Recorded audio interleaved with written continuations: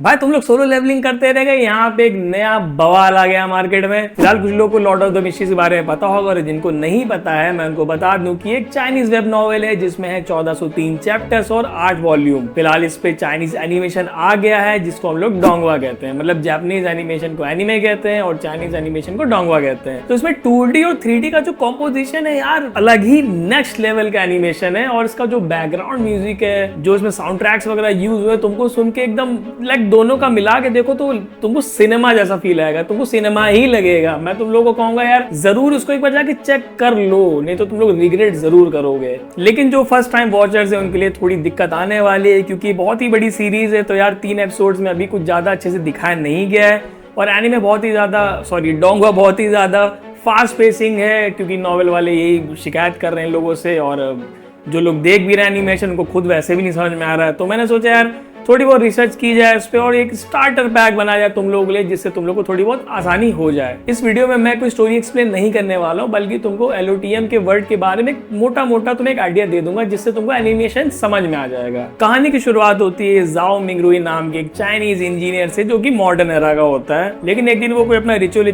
कर रहा होता है, सडनली उसकी आत्मा या कहीं कॉन्शियसनेस एक दूसरी दुनिया में एक दूसरे बंदे की बॉडी के अंदर चली जाती है और वहां पे साल चल रहा होता है 1349 ऑफ द 5th इपॉक। अभी इपॉक वाला जो कॉन्सेप्ट है इसको तुम ऐसा समझ लो कि एरा चल रहा है, इसमें ज्यादा नहीं जाएंगे क्योंकि स्पॉइलर हो जाएगा। जिस बंदे की बॉडी में वो जाता है उसका नाम होता है क्लैन मोरेटी और उस बंदे ने अपने आप को एक बंदूक से निपटा दिया होता है। लेकिन जब जाओ की आत्मा या कॉन्शियसनेस उसमें जाती है तो सडनली उसके सारे वुंड्स अपने आप हील हो जाते हैं। अब ये वुंड्स हील क्यों होते हैं और वहां पे वो क्यों जाता है ये अभी सीरीज में नहीं बताया गया है। फिर जाओ की कॉन्शियसनेस जब क्लैन की बॉडी में उठती है तो वो अपने आप को इधर उधर एक्सप्लोर करता है, वो अपनी नई बॉडी को देखता है, अपने आप को शीशे में देखता है, वो अपने सराउंडिंग्स को एक्सप्लोर करने की कोशिश करता है। तो उसको वैसे कुछ खास समझ में नहीं आता है।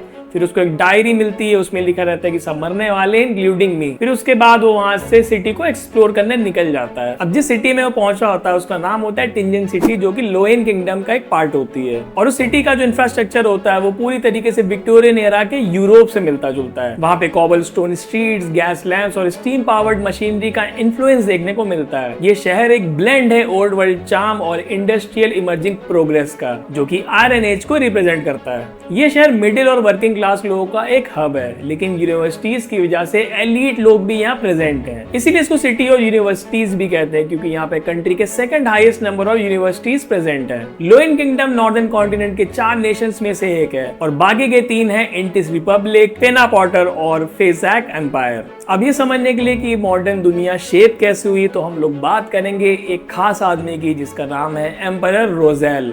और हैरानी की बात यह है कि ये बंदा खुद क्लैन से 200 साल पहले मतलब कि 1143 में मॉडर्न एरा से उस दुनिया में ट्रांस माइग्रेट हुआ था। रोजेल एक रिवॉल्यूशनरी फिगर है क्योंकि उसने मिडिवल एज को मॉडर्न इंडस्ट्रियल एज में ट्रांसफॉर्म कर दिया था। उसने सिटी में टेक, एजुकेशन और लिटरेचर जैसी चीजों को और एडवांस किया। रोजेल को once in a millennium genius माना जाता है, इसलिए उसको सन ऑफ स्टीम भी कहा जाता है और उसी की वजह से ही उस एरा को आयरन एज भी कहा जाता है। लेकिन उसकी सच्चाई के बारे में सिर्फ क्लैन को ही पता है क्योंकि उसको जब उसकी डायरी मिलती है तो उसमें चाइनीज लिखी होती है, मतलब मैंडेरियन लिखी रहती है जो सिर्फ क्लैन ही पढ़ सकता था और वहां के लोगों की लैंग्वेज अलग होती है इसलिए वो उसको नहीं पढ़ पाते हैं। तो वो डायरी पब्लिक होती है और सभी लोग उसको डिकोड करने की कोशिश करते हैं लेकिन कोई सफल नहीं हो पाता है। इस दुनिया में बहुत ही ज्यादा सुपरनैचुरल चीजें हैं लेकिन आम जनता को ये सब चीजें झूठ लगती हैं। उनको लगता है कि ऐसा ऐसा कुछ नहीं होता है लेकिन रियलिटी में ऑकल्ट फोर्सेस, मैजिकल चीजें और सुपरनैचुरल एंटिटीज बहुत ही ज्यादा प्रेजेंट है। लेकिन आम जनता को इन सब चीजों से बचा के कौन रखता है? तो इसका आंसर है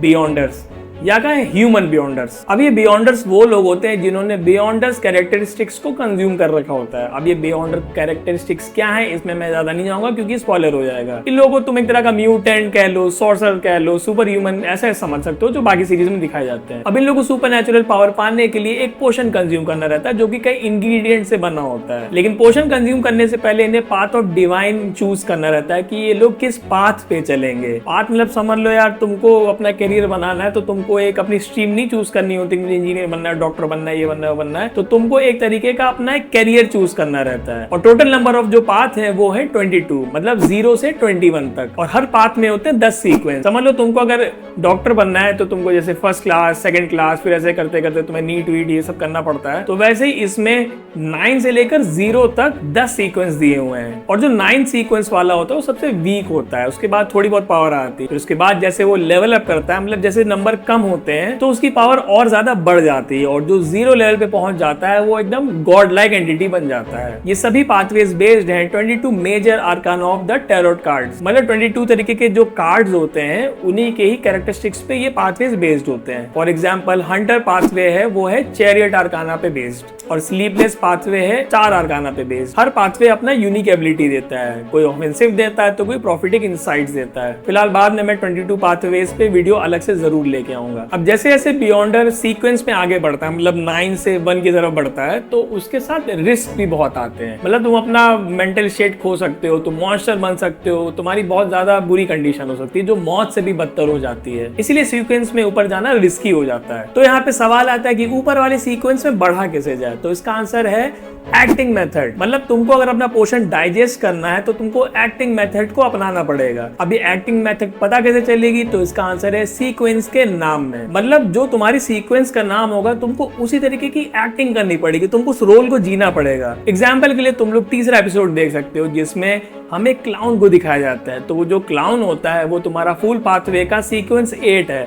तो जो बियॉन्डर होता है वो एक क्लाउन की तरह एक्टिंग करता रहता है, उसी की तरह अटैक करता है, मिमिक करता है। तो कोई बियॉन्डर अगर उस रोल को अच्छे से प्ले करता है तो वो पोर्शन को डाइजेस्ट कर सकता है, जिसके बाद वो फिर अगले सीक्वेंस पे जा सकता है। इतना जान लो कि सीक्वेंस 9 के पास एक ह्यूमन से फिजिकल एबिलिटीज ज्यादा होती हैं, थोड़े बहुत रिचुअल परफॉर्म अच्छे से कर सकता है। लेकिन जैसे जैसे उसका सीक्वेंस बढ़ता आता है उसकी पावर इतनी बढ़ जाती है कि वो रियलिटी बेंड कर सकता है, वो कुछ भी कर सकता है, समझ लो। अब जब तुम लोग बियॉन्डर्स के बारे में जान गए तो तुम लोग ये भी सोच रहे हो कि ये लोग छुप के रहते कैसे हैं, मतलब आम आदमी को ये लोग दिखते हैं नहीं दिखते हैं, इनको बचा के कौन रखता है। तो इसका आंसर है चर्चेज। सीरीज में टोटल 7 ऑर्थोडॉक्स चर्चेज हैं, जो कि ऐसी ऑर्गेनाइजेशन है जिनके खुद के गॉड गॉडेस होते हैं, उनकी बियॉन्डर्स की टीम होती है, उनके खुद के बनाए हुए इनकम्प्लीट और कंप्लीट पाथवेज होते हैं। मतलब तुम अगर ये चर्च ज्वाइन करोगे तो ये लोग अपने खुद के पोर्शंस बना के देते हैं जो तुम्हें किसी भी पाथ में कोई भी सीक्वेंस चूज करने का ऑप्शन देते हैं। फॉर एग्जांपल क्लेन जो चर्च को फॉलो करता है उसका नाम है चर्च ऑफ एवरनाइट गॉडेस। ये चर्चेस वो रोग बियॉन्डर्स जो कि अनऑफिशियल होते हैं उनको हंट करने का काम करते हैं, क्योंकि लोग साले बवाल काटते रहते हैं। मतलब इनकी बियॉन्डर्स की जो टीम होती है उनको पकड़ने मारने का काम करती है। और सीरीज में एक नई चीज दिखाई गई है जो कि है सील्ड आर्टिफैक्ट। और ये ऐसे आर्टिफैक्ट्स होते हैं जो अच्छे अच्छे बियॉन्डर्स को टक्कर देने में गेम चेंजर का काम कर देते हैं। इन सभी आर्टिफैक्ट्स को सील्ड कंटेनर में रखा जाता है क्योंकि ये बहुत ही ज्यादा खतरनाक है और तुम्हारे अगेंस्ट ही काम कर सकते हैं। वैसे इन सब पे मैं ज्यादा डिटेल में नहीं जाऊंगा क्योंकि यहाँ पे भी स्पॉइलर हो जाएगा। एपिसोड 3 में ही हमको एक सील्ड आर्टिफैक्ट देखने को मिलता है जिसका नाम है 2049 एंटीगनस फैमिलीज पपेट। ये एक छोटा सा पपेट जैसा होता है, पपेटी होता है जिसके पास पावर होती है कि वो तुम्हारे माइंड को कंट्रोल कर सकता है, तुमको खुद का एक पपेट बना सकता है। और अगर तुम ज्यादा देर तक उसको देखते रह गए तो तुम उसके कंट्रोल में आ जाओगे, और अगर तुम इसके कंट्रोल में आ गए और तुमको किसी ने पीछे से टैप कर दिया तो तुम इसके कंट्रोल से बाहर भी आ सकते हो। फिलहाल इतनी इन्फॉर्मेशन तुम लोग के लिए काफी है, और अगर तुम लोग अब एनिमेशन देखोगे तो तुम्हें एक मोटा मोटे आइडिया लग जाएगा कि सीरीज में चल क्या रहा है। स्टिल मैं तुमको फिर से एक छोटा सा रिकैप दे देता हूँ। कहानी एक बंदे की है जिसका नाम है ज़ाओ मिंगरुई। वो एक दूसरी दुनिया में टेलीपोर्ट आता है एक क्लेन नाम के बंदे में। वो वहाँ पे मरा होता है, उसने अपने आप को निपटा दिया होता है। तो जब वो उठता है तो उसकी बॉडी हील हो जाती है, फिर वो एक्सप्लोर करने निकलता है। वहाँ पे विक्टोरियन एरा से इंस्पायर्ड एक यूरोप जैसा उसको इंफ्रास्ट्रक्चर मिलता है, क्योंकि वहाँ पे एक रोजेल नाम का बंदा उसे 200 साल पहले आया था।